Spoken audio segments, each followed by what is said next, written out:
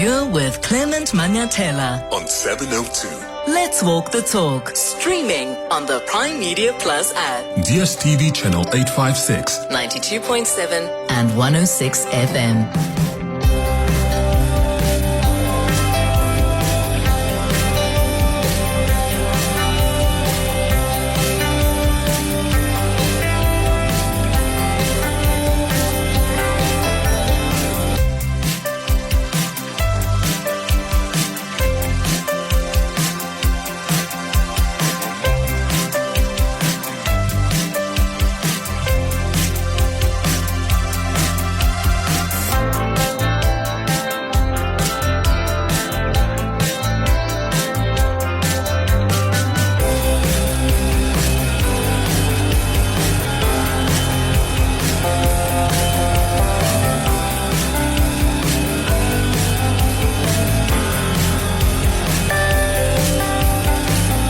8 minutes after 9 o'clock. Dumelang, welcome to the show. Happy Wednesday.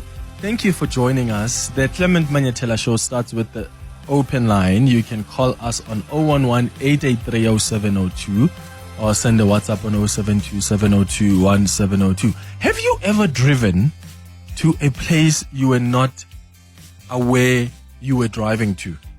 Like, have you ever been lost in your thoughts and then you suddenly realize you're heading towards a place you weren't planning to head towards? And is that a sign of getting old? Because this morning I went to my usual switch playground class. It's a gym session. And then I was driving to my actual gym after that class.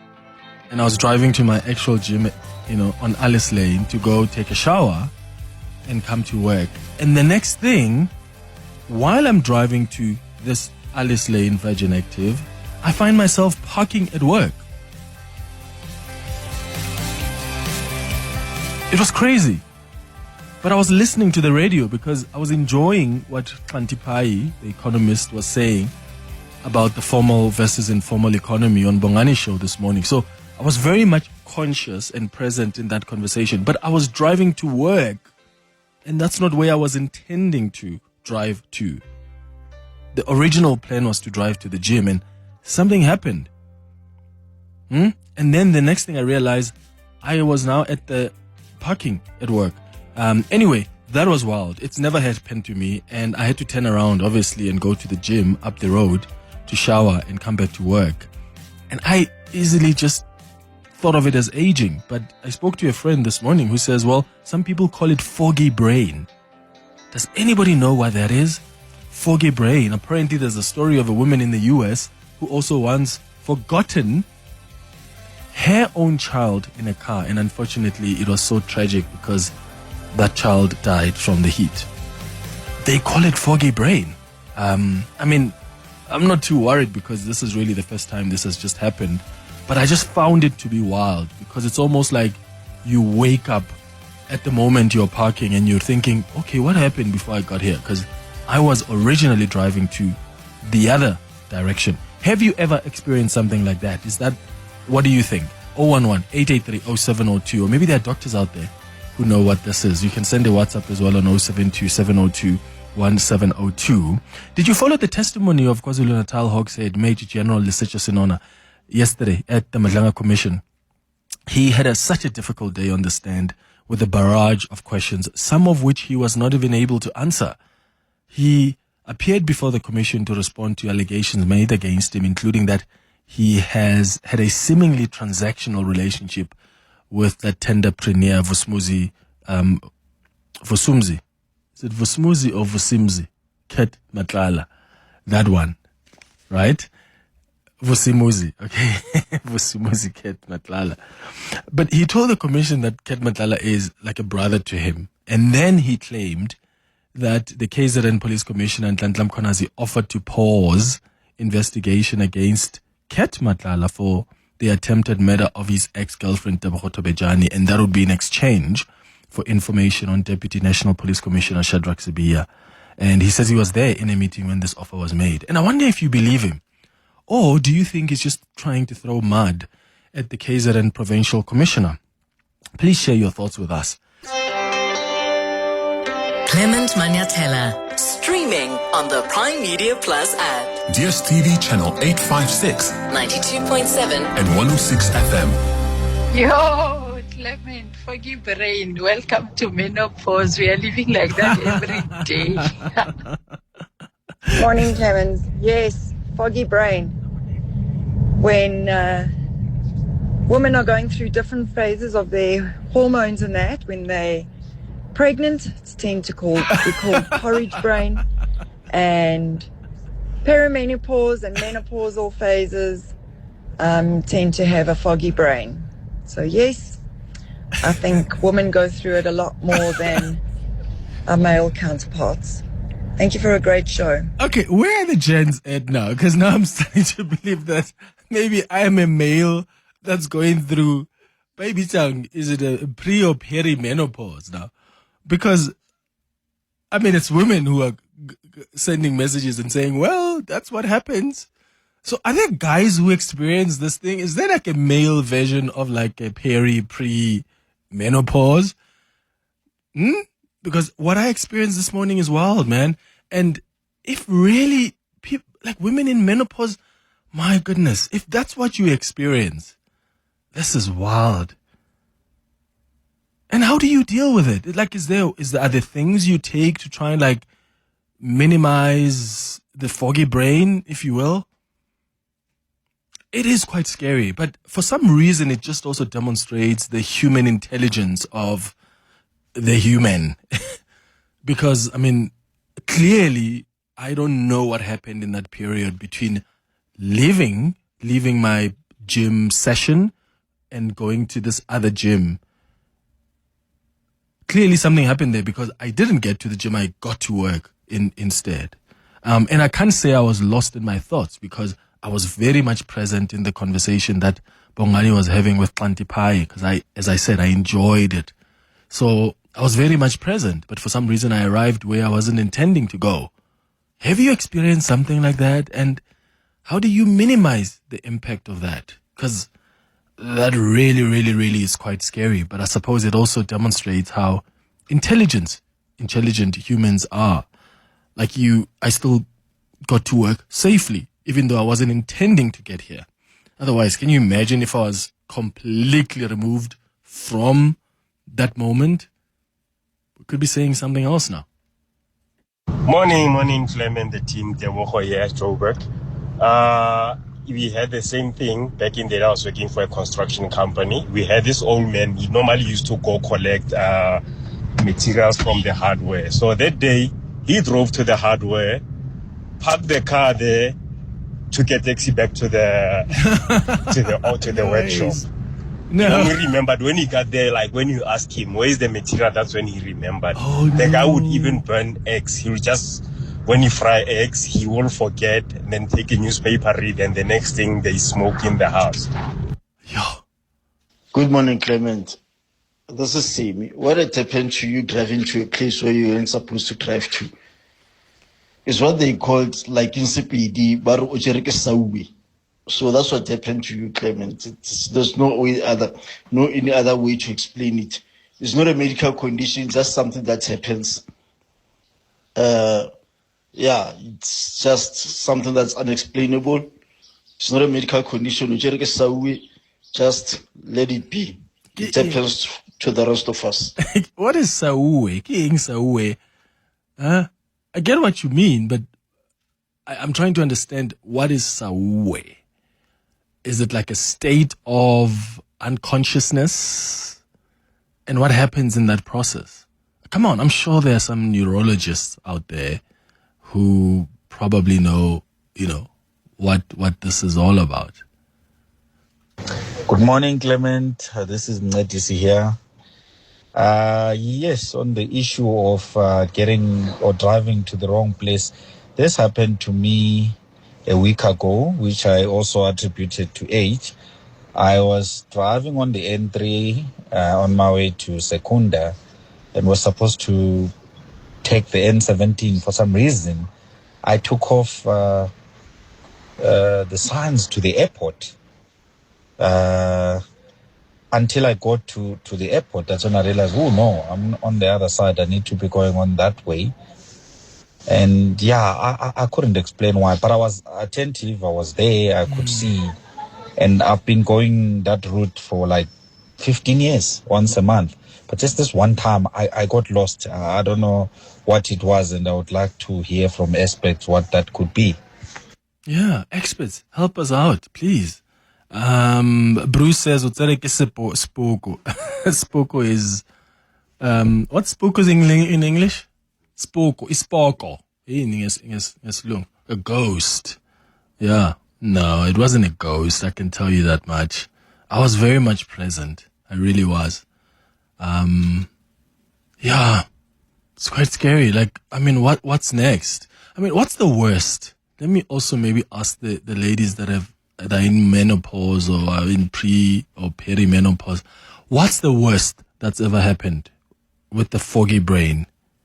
Like, because I worry about, like, what if I'm at the gym and I've just taken a shower and I forget that I must go, like, dress up and change, and then I walk out and I go to work. So that's what I'm asking. What's the worst? Because I'm trying to see where the limit is. And is there someone you can see to deal with that, or that's just something you have to accept? It's part of life. It happens. Morning, Clement, and to your listeners. This is Lebo Mukoka. Yeah, you know what? That happened to me a couple of days ago, and I had a lot in my mind. We were supposed to present our campaign strategy, and I passed my off-ramp home.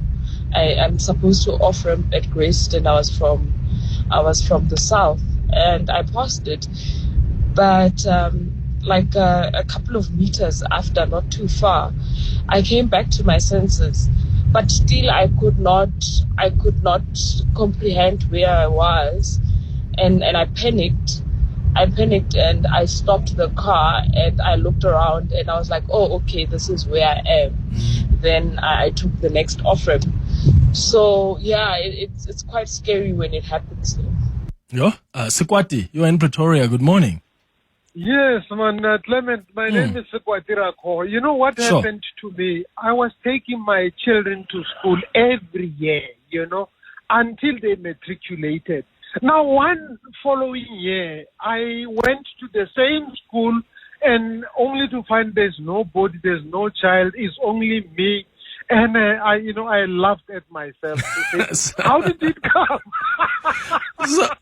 So you drove to school because I suppose your body and brain is so used to taking the kids to school. Correct. But it was after matric now. It was after matric, and then I was supposed to go straight to work, but I still went back to the school the same route. And I thought maybe there's something wrong with me. Yeah, Sekwati. Thanks for sharing. Clement, very good show. Thank you for sharing. Okay, here are some guys that are also trying to be naughty. Madinga says, Clement, Sauwe only happens to men. It takes them on a Friday and returns them on a Monday.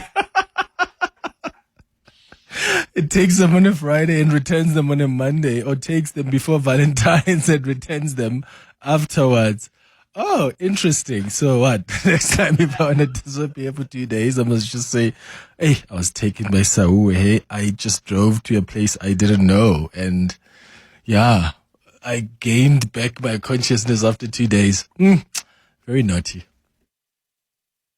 Hi, Clement. Here's one for a guy.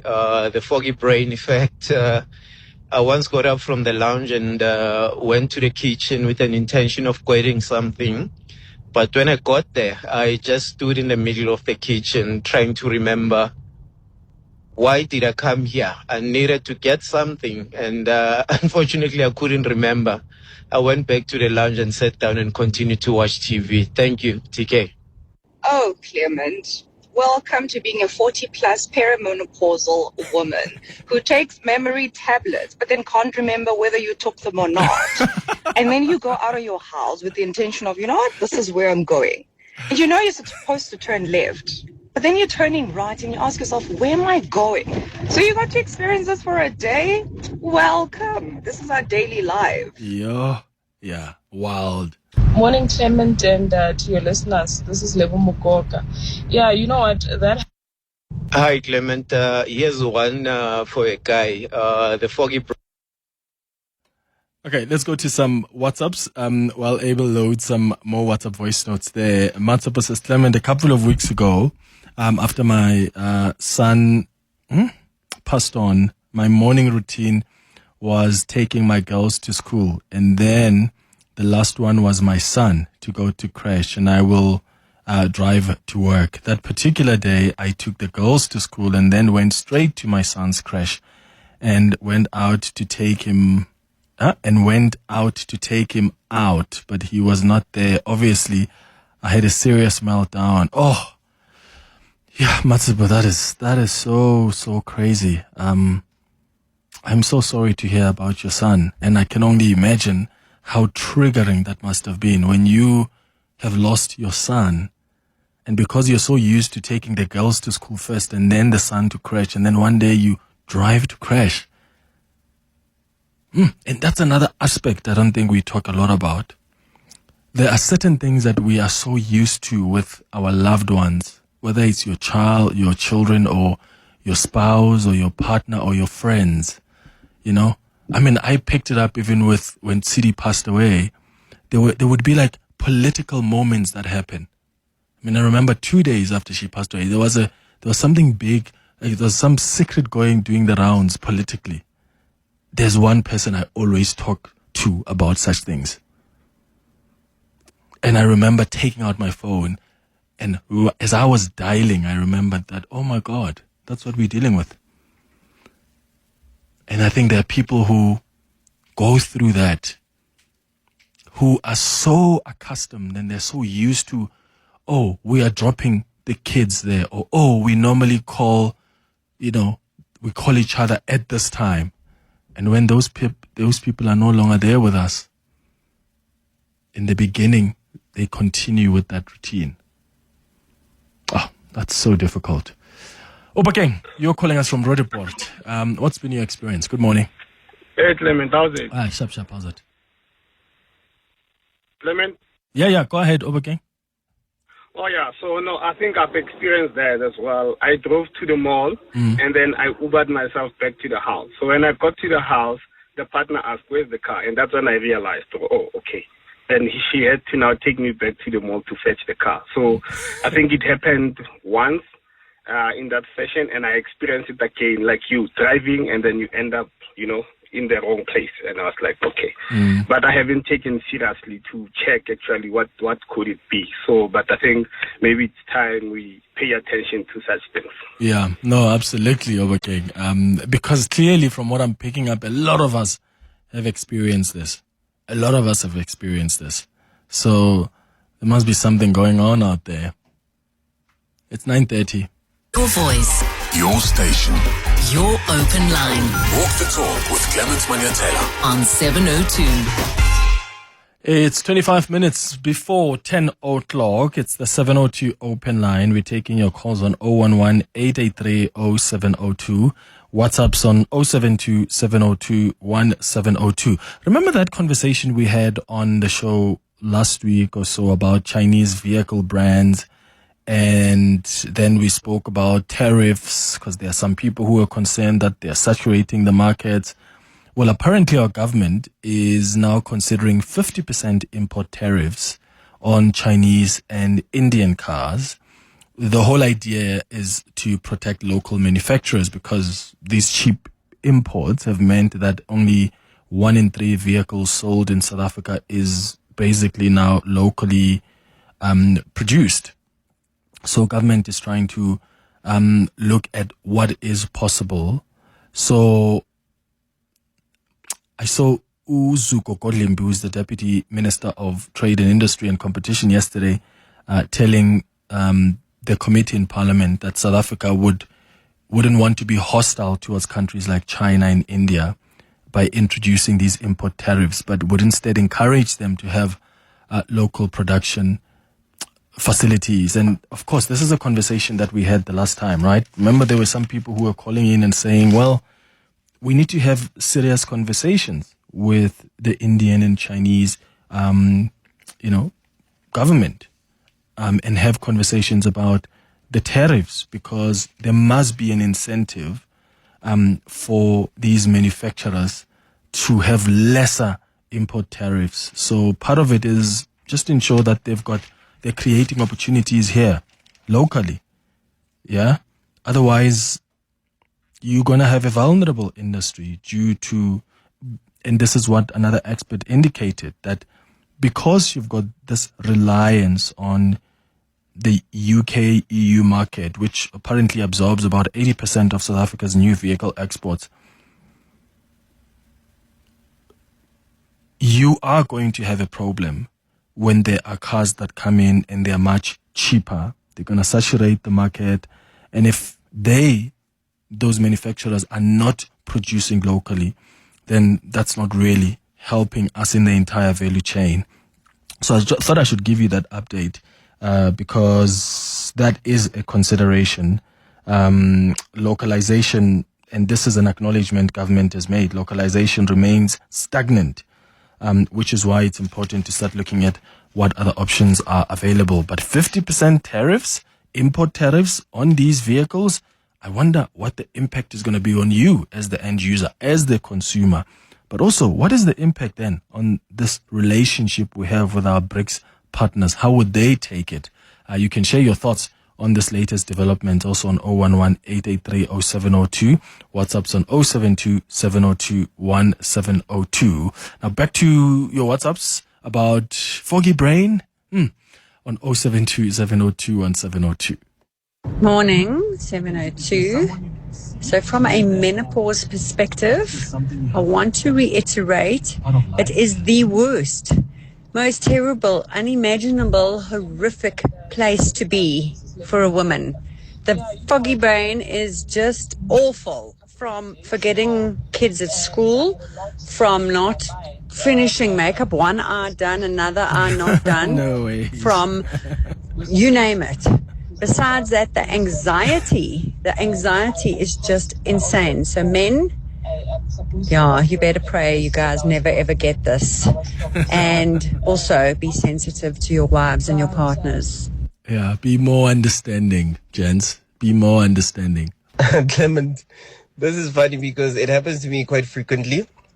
So I think it has to do more with the brain activity. So I run two businesses, always in thought, like my brain never really relaxes. And so I think for me, that's been the reason for me. I attribute it to that. I've never actually had to think about what could be the cause of this because I just know, well, I was probably absent-minded in the time. Morning, Clement. Lohoya from Report. I get the foggy brain quite often. It's closely related to stress. You know, when you have been stressing for quite some time, I tend to it just hits me, and then 1 minute I'm trying to go to a certain mall or center, the next minute I'm at another center that I didn't intend. It happens a lot, especially because I'm someone that works on the road, and I've listened to your show, and I'm meant to be at one place, but I find myself at another area. Yes, thank you very much, Clement, for making it late in most occasions. Your voice. Your station. Your open line. Walk the talk with Clement Manyathela on 702. Hi, Clement. I think the whole tariff thing on Chinese imported vehicles is long overdue. That should have been implemented a long time ago to safeguard South Africa's manufacturing sector. Good day, Clement. If you put a tariff on Indian and Chinese car imports, you will only hurt the South African consumer. To me, the consumer in South Africa is the most important thing in this equation. Our domestic manufacturing of vehicles must be better. They must not, they can't be protected like this. This will only hurt our consumer. Thank you, Joe.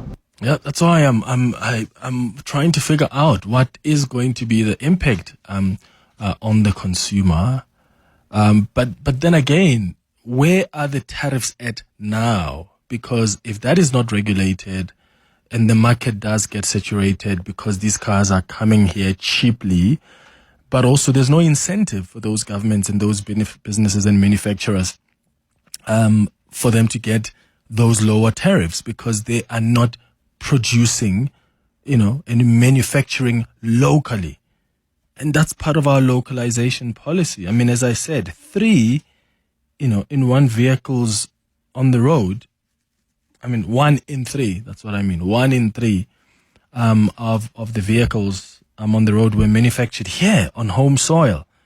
I think we could do better.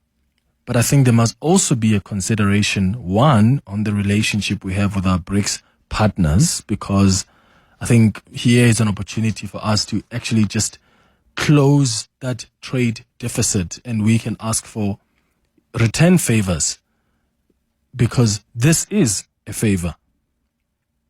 But then again, you need to be conscious of what is the impact going to be on consumers themselves. And that is what I suppose government has to ponder about. Hi, Clement. The ANC is very useless. It's very useless. So now we're going to continue being strangled by banks paying 34,000, 15,000, 30,000 for cars. With this Chinese, Indian cars, we have a break. At least we can pay 5,000 for something very decent. Now with these tariffs, it means now we're not going to get that break. It means we're going back to paying now for Jaeco. We're going to start paying 15,000, 20,000 a month. And that is actually what the ANC want us to do. They are succumbing themselves to these Western countries now. Like, I don't understand why does the ANC hate us this much? I don't understand why aren't they this other European cars taking their pricings down. Even when they're getting produced here in South Africa, they're still expensive. Why? Morning, Clement. This is Sipo in Alberton. Clement, it's about time our government actually did that. We shouldn't worry about our relationship with the BRICS. And we need to protect our jobs and we need to create more jobs. These Chinese cars are coming down here and all they're doing is basically just chowing our jobs. We're becoming a sales department for Chinese products. So now this is about time. I think this is a bloody good thing. I mean, it's long overdue. Yeah, if we want to preserve the jobs, the fewer jobs that are out there, especially on the automotive industry, we might as well just do this. Otherwise, we keep on being ridden over by Chinese products. It's about time. Look, government has said that if we're not doing this, then we're looking at a threatening situation where these Chinese and Indian cars would threaten to displace local producers and decimate basically this domestic component manufacturers. So they're doing this because they're trying to respond to the surge of these imported vehicles from India and China. But remember, speaking of unemployment, remember last week we spoke about the car dealer motors because they had announced plans to retrench some employees and reduce certain staff benefits. And at the time, the company said the move is a result of increasing pressure on the local automotive industry, particularly from this rapid growth of Chinese vehicle brands in the market. And of course, we've seen that over the past few years, Chinese car manufacturers have gained significant market share in South Africa. And that's largely because their vehicles are more affordable than many of the brands that, traditionally would dominate the sector. So that shift has raised some concerns about the sustainability of other manufacturers and the broader impact of jobs within the industry, which is why government now is trying to find a way to balance it out. Yes, you still want consumers to pay less for these vehicles. But you also want to ensure that you are not threatening to displace local producers and you're not really destroying the domestic component manufacturers. It's going up to 14 minutes now before 10 o'clock. More of your calls and WhatsApps after this. Your voice, Your station. your open line Walk the talk with Clement Manyathela. on 702. 13 minutes before 10 o'clock. George, you're calling from Hartbeespoort. Good morning. Morning, Clement. Thanks for taking my call. Sure. This is an opportunity for South Africa to negotiate with India and China and say, set up your plants in South Africa that we can create jobs. Because on the other hand, the Western countries have created jobs, but how much their cars come out to cost us. So there must be that balance. South Africa has an opportunity to create itself as a center of motor manufacturing. Why can't we go that way? Then you still maintain your BRICS relationship, and on the other side, you still maintain your Western. The Western countries must lower their prices. Remember that their prices are higher due to the advantage that they have on the currency. Your dollar, your thing, it's disadvantaging us. We want to see more people driving better cars. We want to see, that those sales injected into our economy. But let's do them at home, which will become even more cheaper. So I think we have to go and remind you of something slightly out. And when we get written and you get our teachers and our nurses, we went there and say, "Oh no, stop! You can't take our people." We should have said, "Come, tell us how many you need," and start opening the nursing home, George. Yeah, George, I'm sorry, my friend. Your line is breaking. It was fine in the beginning, and we got the point you made in the beginning about the opportunity this presents for China and India to set plants here. So thanks for that. It was breaking up there towards the end. And then on the WhatsApp line, someone says, Clement, perhaps you could get the DTIC to elaborate on their proposals and inquire from them what are the possibilities of FTA, what's a free trade agreement with BRICS countries and the EU. We should also be considering FTAs with Canada. We have FTA with Africa, but is there any impact there? Yeah, we did reach out to the trade at the Department of Trade and Industry and Competition, and unfortunately they didn't really have anyone for us this morning. But trust me, I'm sure throughout the day, more so on the Money Show, I'm sure there will be a conversation or two about this particular issue. I think, I agree with what George says in Hartbeespoort. This is an opportunity for India and China to set up plants here. So let's manufacture some of these vehicles here. But also we are within the BRICS bloc. Let's sit down and have a conversation about what works so that it will work. Whatever we agree on works for the Chinese. It doesn't really push them too hard, but also they understand that our government has a responsibility to protect you as a citizen, as a consumer.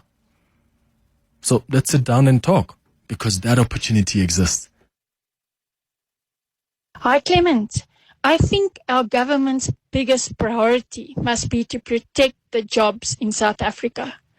China, and I'm not sure about India, but they subsidize their car industry heavily. So we're not competing on an equal footing. They must either impose tariffs or they must force those companies to have the plants here where they construct the vehicles so that we also benefit. China would have done the same.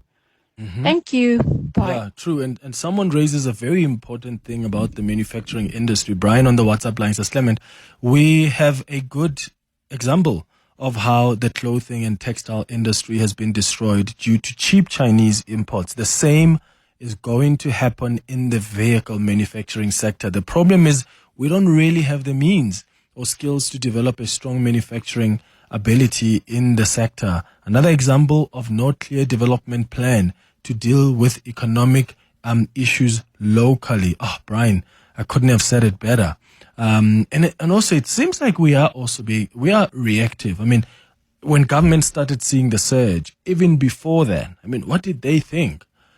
isn't the whole idea of economics to also be able to forecast what is to come? And this was going towards one direction. And that's where we find ourselves now. Another one says, Clement, localization is the solution. It would make them even more affordable. If I'm not mistaken, Sherry entered into an agreement with Nissan to acquire the Nissan plant in Roslyn. That's a message from Pogiso in Pretoria. Morning, Clement. Casey from the south here. Listen, regarding your topic on the import tariff for specifically China and India, it's not really my area of expertise, but I'm just thinking, if as a consumer, I have an option to buy a car for the value of say 500k as opposed to 800k for a local produced one, it means I'm saving 300k, right? And that means I'm able to spend that 300k somewhere else. So that 800k, I'm spending it on the car and something else. Isn't that on its own good for the economy? I get that these cars are produced locally, but is it not a good thing that I'm saving money? Obviously, I'm going to spend it on something else. Greetings, Clem. This is Nankos here. This automotive protectionism doesn't really help the consumers per se. It's hurting us. I'm looking at people from Botswana, people from Lesotho, people from neighboring countries, basically in SADC. Almost everybody that is working can afford a car because they're importing these cheap imports from Japan. We are not allowed to do so. We get slapped with a huge tax, and therefore we pay a big sum of money just for a basic vehicle. And they are driving very good vehicles from Japan. So basically, I think this thing is also going to hurt us mostly. And Nonkosi here. Good morning, Clement. I do agree. I think the South African motor manufacturing industry in particular has to be protected. I hear we're talking about hurting the consumers, but who are the consumers? The consumers are the same employees who are employed by the same companies in the motor manufacturing environment. Of course, not everyone is a consumer is employed in that sector, but in order for us to have consumers, we need to have jobs. And in order to have jobs, we need to have those industries like manufacturing. Thank you. Morning, Clement. Mark from Kempton Park. I would agree that it would hurt the consumer to have additional tariffs, but there should be some mechanism where they could force Chinese manufacturers to set up manufacturing in South Africa and limit the range. So there wouldn't be as broad a range with all of these different brands, but limit it in order to make it feasible for them to set up manufacturing. And then, I think it would be a healthier way to do it. Morning, Clement. I honestly think there needs to be a balance between the tariffs, where it preserves the jobs, and higher car prices. There has to be a balance between the two, because if you're going to put a tariff on imported goods, it's going to, yes, protect the jobs, but it also means that consumers are going to pay more. There's other ways to create jobs. My opinion is the labor laws that we have in this country are, I think they are anti-employer, and they don't work in the employer's favor. And employers are, as far as I'm concerned, are reluctant to hire some of the South Africans, especially because of the labor laws. This is just my opinion, but there's other ways to preserve and create jobs as opposed to increasing tariffs. We can expect a backlash from India and China if our government's going to do that. So we'll just end up in a trade war. There has to be a balance.